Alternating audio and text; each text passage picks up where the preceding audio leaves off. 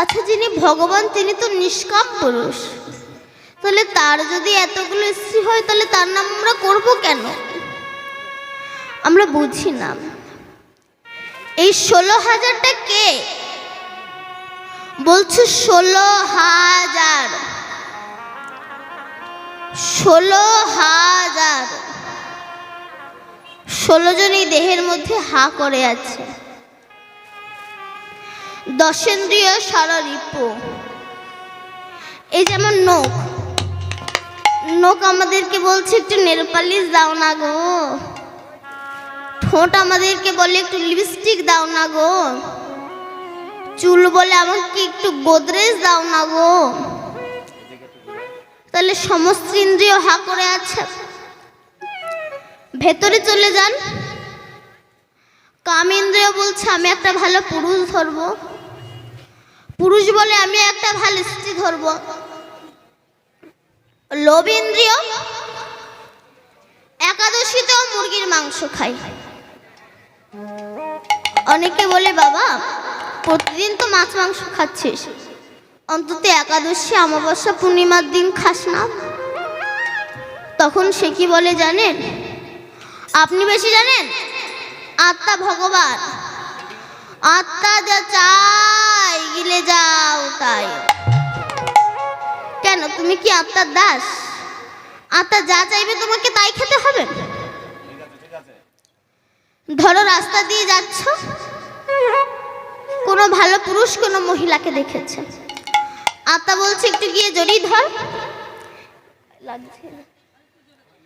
গিয়ে জড়িয়ে ধরবেন। আর পাবলিক যখন ধোলাই দেবে বলে মেরো না, আত্মা ভগবান চেয়েছে তাই জড়িয়ে ধরেছে, হবে না।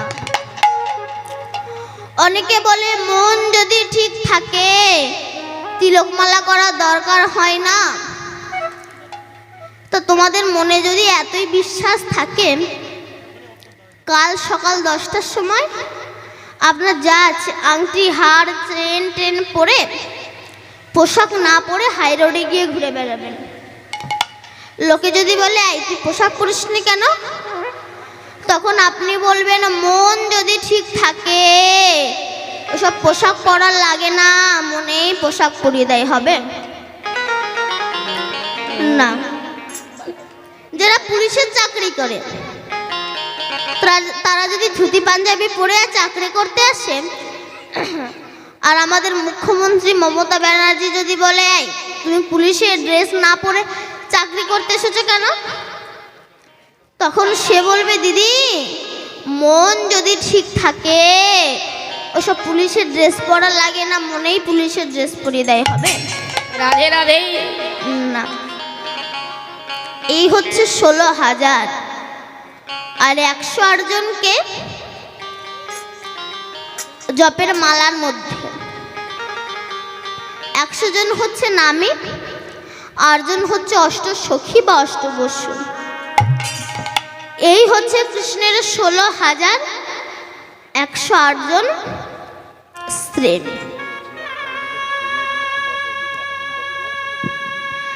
একদিন নারদ কৃষ্ণের কাছে গিয়েছে, কৃষ্ণ ও কৃষ্ণ। কৃষ্ণ বলছে বলো নারদ। তখন নারদ বলছে কৃষ্ণ তোমার তো 16,108 জন স্ত্রী, তা আমাকে 2-4টে স্ত্রী ধার দাও। কৃষ্ণ বলে তুমি বউ নিয়ে কি করবে?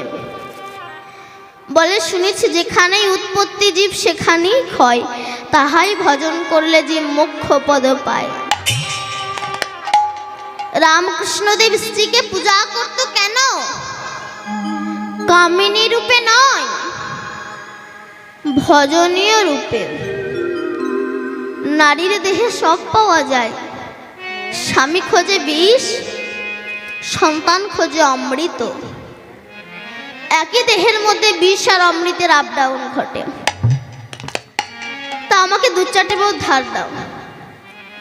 কৃষ্ণ বলে ঠিক আছে তুমি বউ নিয়ে যেও, তবে আমি যে ঘরে থাকবো সে ঘর থেকে তুমি বউ নিয়ে যাবে না।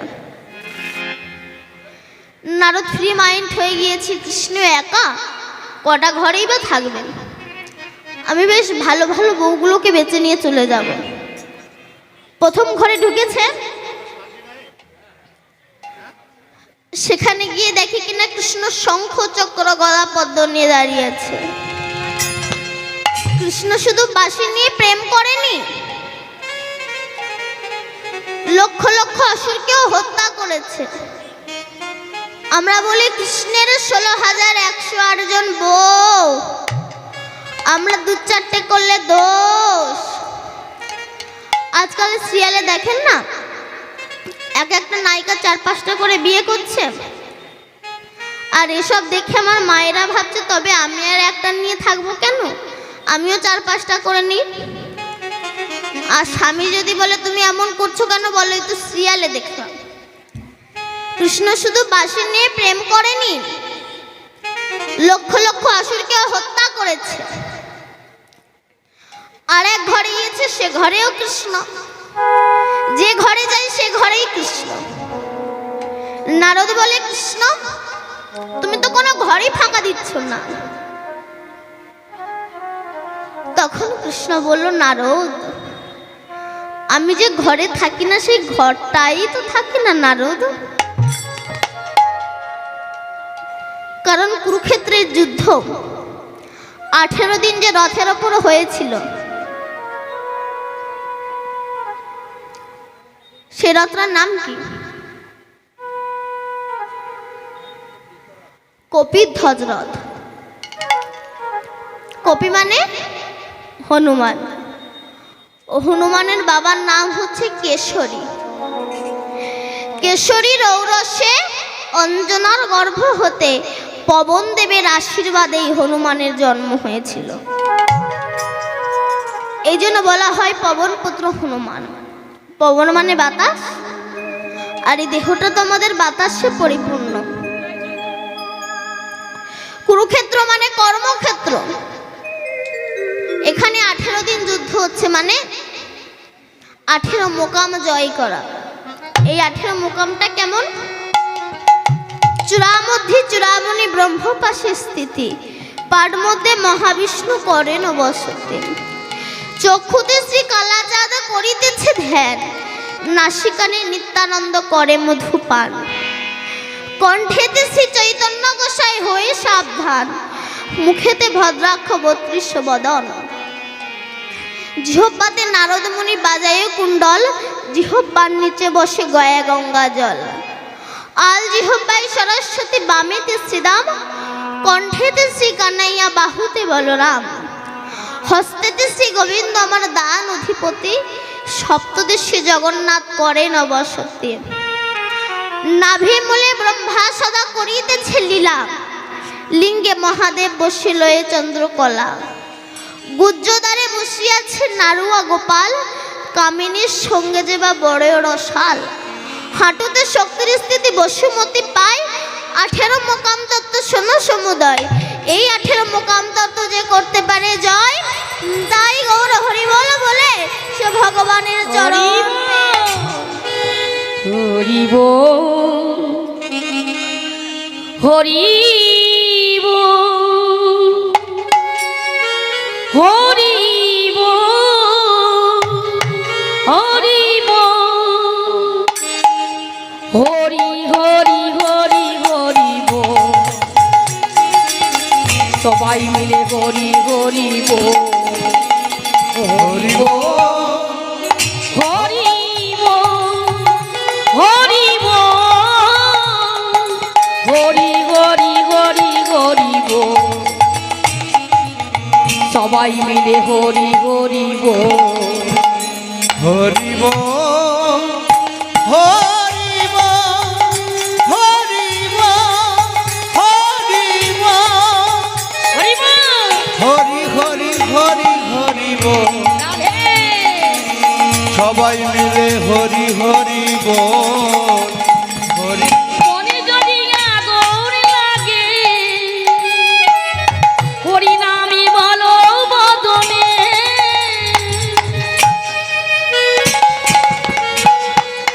রাধে মনে যদি আগুন লাগে হরি নামই বলো বদনে। হরি বল হরি বল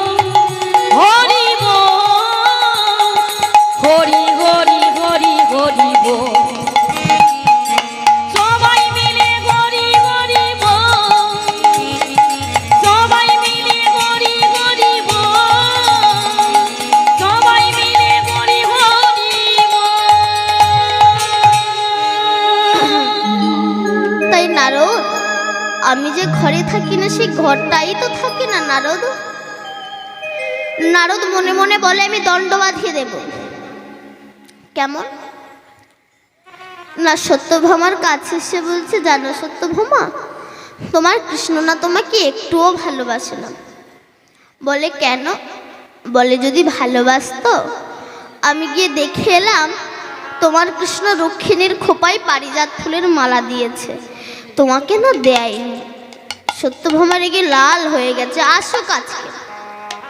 যেই না কৃষ্ণ এসেছে সত্যভামা কোমরের আঁচল গুজে নিয়ে, তুমি আমাকে ভালোবাসো? ভগবান ভাবি হঠাৎ চেঞ্জ হয়ে গেল কেন? সত্যভামা, তুমি তোমার প্রিয়া নয়, কত অভিনয় করো না। আমি তোমার অভিনয় বুঝি। তুমি যে রুক্মিণীর খোপায় পারিজাত ফুলের মালা দিলে, কই আমাকে তো দিলে না। গোবিন্দ মনে মনে বলল, ও এটা নারদের কল, ওই জন্য আমি হয়ে যাচ্ছি দুর্বল। তা সত্যভামা, আমি তো শুধু রুক্মিণীর খোপায় পারিজাত ফুলের মালা দিয়েছি। আমি পারিজাত ফুলের গাছ এনে তোমার উঠানে বসিয়ে দেব। পারিজাত ফুলের গাছ এনে উঠানে বসিয়ে দিয়েছে। নারদ ভাবলে এতেও তো দণ্ড বাঁধল না, আবার সত্যভামার কাছে গিয়েছে। সত্যভামা, তুমি যদি তোমার কৃষ্ণকে একা পেতে চাও, আমার কাছ থেকে বুদ্ধি নাও। কি? কৃষ্ণ তোমাকে যে পারিজাত ফুলের গাছ এনে দিয়েছে, ওই গাছের গায়ে কৃষ্ণকে বেঁধে পূজা করে যদি কোনো পুরোহিতকে দান করতে পারো, আর সেই পুরোহিত যখন তোমায় ফিরিয়ে দেবে, সেদিন হতে কৃষ্ণ তোমার হয়ে যাবে। সত্যভামা বলল, তা ভালো, তা পুরোহিত পাবো কোথায়? নারদ বলে, আমি তো সব জায়গায় পুরোহিতগিরি করি, আমাকেই নিতে পারো। পূজা করে নারদ ঋষিকে দান করে বলছে, আমি আমার স্বামীকে তোমায় দান করলাম। সঙ্গে সঙ্গে নারদ ঋষি কৃষ্ণকে নিয়ে চলে যাচ্ছে। সত্যভামা বলছে, আপনি কি করছেন? আপনি আমাদের স্বামীকে নিয়ে চলে যাচ্ছেন কেন? নারদ বলে, কেন? তুমি তো বললে আমি আমার স্বামীকে তোমায় দান করলাম। আরে তুমি তো আমাকে বলতে বলেছিলে যে আমি আমার স্বামীকে তোমায় দান করলাম, এটা বলতে। তারপর আপনি আমায় ফিরিয়ে দেবেন, সেদিন হতে কৃষ্ণ নাকি আমার হয়ে যাবে। বলে, অত শত বুঝি না। যখন বলেছ আমি আমার স্বামীকে তোমায় দান করলাম, তো নিয়েই যাচ্ছি। সমস্ত স্ত্রীগণ ছুটে এসেছে। সত্যভামা নারদ ঋষির চরণ ধরে কাঁদছে। নারদ ঋষি, আমি আমার স্বামীকে বহু কষ্টে পেয়েছি।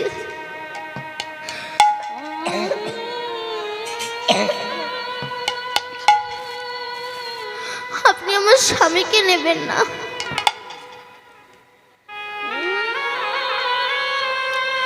আমার স্বামীর বিনিময়ে যা চাইবেন আমি আপনাকে তাই দেব।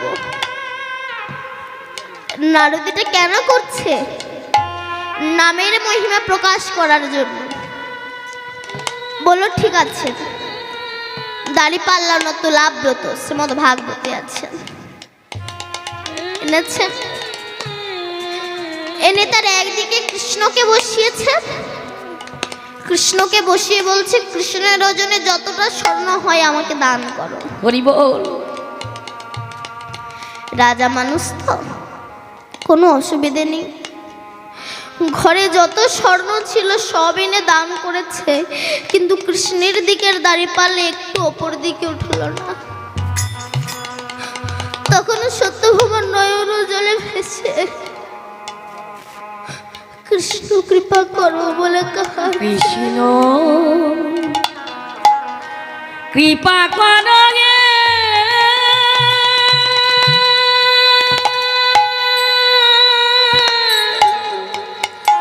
ও গো দয়াময়, দয়াময়,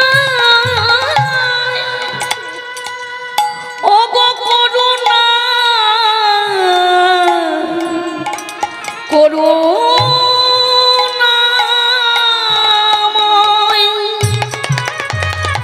দয়া করো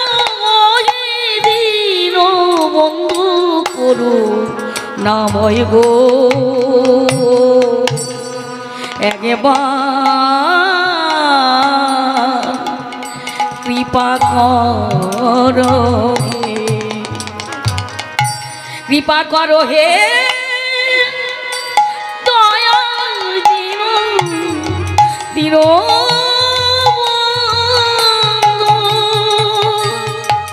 দয়া করো ও এ দিন দয়া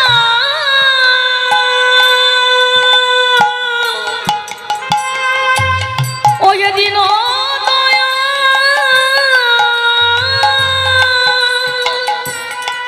কৃপা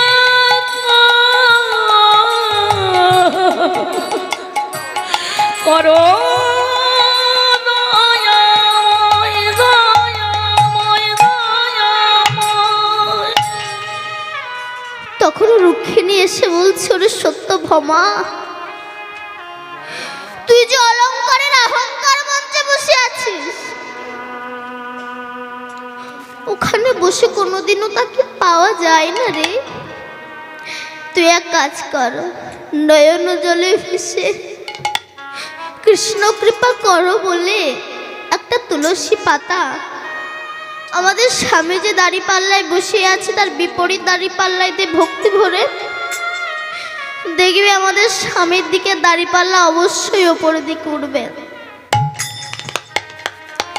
তখন সত্যভামা নয়ন জলে ভেসে হে কৃষ্ণ বলতে বলতে সিন্ধু দীন বন্ধু জগৎ পথে গোপেশ গোপিকা কান্ত রাধাকান্ত নমস্তুতে দয়াল দীন বন্ধু কৃপা করো হে।